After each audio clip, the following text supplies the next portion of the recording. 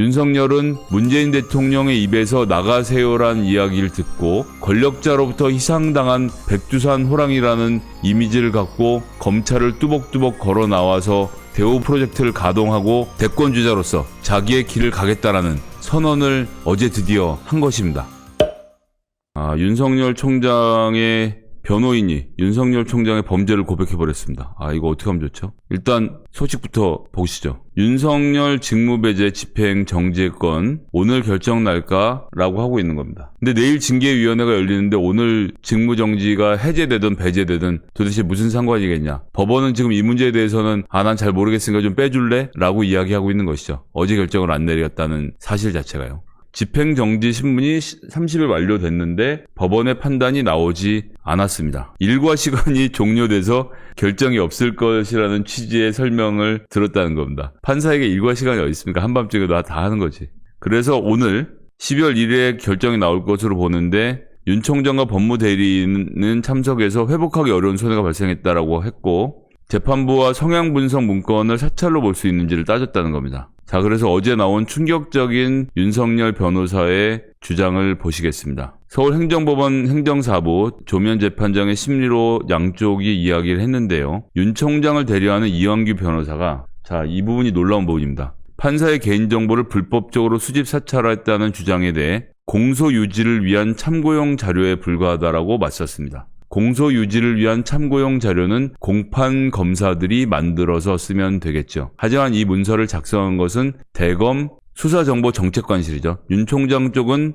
법무부 쪽에서 윤 총장이 이 문건 작성을 지시했느냐라고 해명을 요구하니까 윤 총장이 문건 작성을 지시한 것은 맞다라고 윤 총장의 범죄 사실을 고백했습니다. 다만 재판부의 기본사항과 재판 진행 방식을 파악하는 것은 효율적인 공소 유지를 위한 필수사항이고 이례적으로 공개된 정보를 정리한 것이라고 이야기했습니다. 두 가지가 있습니다. 윤석열 총장이 지시해서 대검 수사정보정책관실에서 작성했다. 1번, 이것은 윤석열 대리인인 이완규 변호사가 지금 확인해 줬습니다. 두 번째, 평상시에 이런 문건을 작성하던 것이 아니라 윤석열 총장의 지시에 의해서 조국, 정경심, 라임, 손혜원 등 윤석열이 꼭 이겨야 된다라고 생각하는 재판, 특히 조국 스토커 윤석열이 조국 1페이지, 2페이지 정경심 을 배치한 것으로만 봐도 알 수 있지만 두 사람의 재판에 대해서 반드시 이겨야 된다고 생각을 하고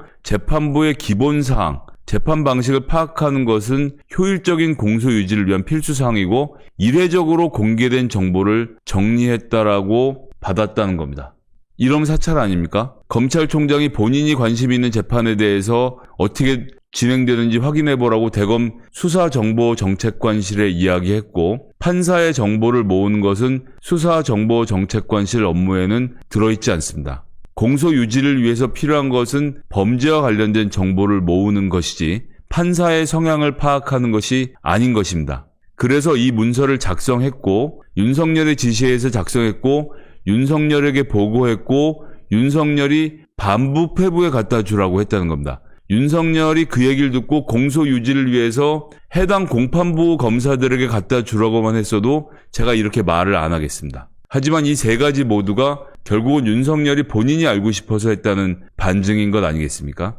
그리고 이례적으로 공개된 정보를 정리한 것이라는 말에 저는 강한 의심을 갖고 있습니다. 왜냐? 어제도 말씀드렸지만 범죄정보기획관실이 수사정보정책관실로 변신했던 것은 문묘일 검찰총장이 문재인 정부 검찰개혁의 뜻을 받들어 취임 초기에 수사관 전원을 교체했죠. 그러면서 범죄정보정책관실에 필요없는 정보 수집하는 기능을 저는 중지시켰을 거라고 봅니다. 아마도 그 시점에서 문무일 검찰총장은 판사들에 대한 정보는 더 이상 모으지 말고 모은 정보는 전부 다 삭제하도록 지시하지 않았을까라는 강력한 의심을 갖고 있습니다. 현대 2019년 8월에 어떻게 됐습니까?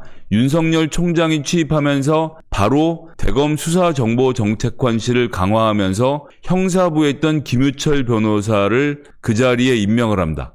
김유철 변호사는 누굽니까? 옵티머스 사건을 덮었던 바로 그 김유철이고요. 현대고등학교 서울대 법대 한동훈 검사의 선배이고 검사로서는 먼저 합격한 한동훈의 부하였던 김유철을 대검 수사정보정책관실로 데리고 오면서 그리고 그 김유철이 수사정보정책관실에 있으면서 조국의 사모펀드 관련된 의혹을 윤석열 총장에게 보고하지 않았습니까? 김유철이 조국 사모펀드, 이건 대선 펀드다. 이 건은 반드시 해결해야 되고 조국은 반드시 장관에서 낙마시켜야 된다는 이야기를 했다는 소문이 여의도에 파다한 바로 그 김유철입니다. 그리고 그 김유철이 물러나고 난 직후에 판사 문건이 작성이 되었고요. 그런데 이 문건 2페이지에는 뭐라고 되어 있습니까? 기보고, 즉 예전에 보고한 사실이 있다. 기보고라는 내용이 적혀 있는 것입니다. 즉 일회성이라고 말을 하지만 사실은 일회성이 아니라는 것. 그전에도 보고를 한 적이 있고 이 보고를 직접 윤석열 총장이 받은 적이 있다는 것이 그 증거인 겁니다. 결국 이런 과정을 통해서 작성된 문서가 사찰이 아니면, 대장이 궁금해하는 내용들을 정리해서 보고한 것이 사찰이 아니면 무엇을 사찰이라고 하겠습니까? 그런 상태에서 윤석열이 어제 또 중요한 얘기를 하나 했습니다. 윤석열, 추미애식 징계는 위법, 대통령 제가 해도 승복 못해 라는 입장을 밝혔는데요. 윤 총장 측은 CBS 노컷 통화에서 법무부가 중징계를 의결해 대통령이 제가 하더라도 아무런 얘기 없이 서명만 한다면 그걸 대통령의 의사표시로 볼 수 없다. 근본적으로 윤 총장은 위법한 처사에 승복할 수 없다는 입장이다. 이게 대우 프로젝트 가동을 위한 윤석열의 마지막 버튼인 겁니다. 즉 무엇이냐? 지금 쭉 말씀드렸던 과정을 거쳐서 극한의 대립으로 몰고 가서 윤석열 총장이 지금 이야기하는 것은 본인과 지위가 같은 대통령이 대통령의 입으로 윤석열 총장님 나가세요 라는 말을 하는 것을 듣겠다라는 것입니다. 윤석열 총장님 나가주세요 라고 말을 하면, 문재인 대통령이 그런 말씀을 하시면 그 이야기를 들은 윤석열이 알겠습니다. 즉 부하로서가 아니라, 부하 두목 사이로서가 아니라 대권주자 백두산 호랑이 윤석열이 문재인 대통령이 본인의 입으로 나한테 나가라는 부탁을 직접 하지 않으면 나는 그것을 인정하지 않겠다. 근본적으로 윤 총장은 문재인 대통령의 위법한 처사에 승복할 수 없다는 입장을 한 것이다. 아무런 얘기 없이 서명만 한다면. 그래서 윤석열은 문재인 대통령의 입에서 나가세요라는 이야기를 듣고 권력자로부터 희생당한 백두산 호랑이라는 이미지를 갖고 검찰을 뚜벅뚜벅 걸어 나와서 대우 프로젝트를 가동하고 대권주자로서 자기의 길을 가겠다라는 선언을 어제 드디어 한 것입니다.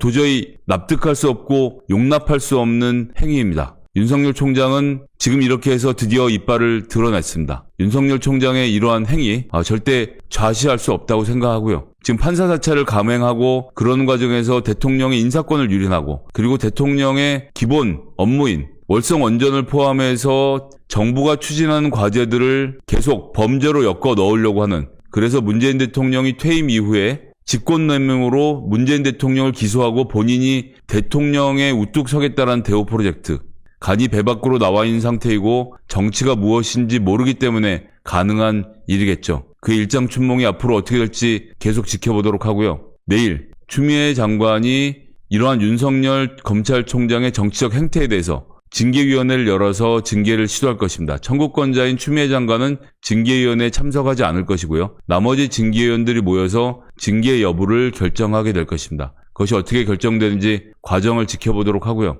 그렇게 진행되고 나서 윤석열 총장은 대통령에게 재가가 떨어지면 사인만 하지 말고 직접 말로 나한테 나가라고 해라 라고 요청을 하면서 문재인 대 윤석열의 구도를 만들어서 대우 프로젝트를 시작할 것이라는 점을 오늘 먼저 제가 예언드리겠습니다.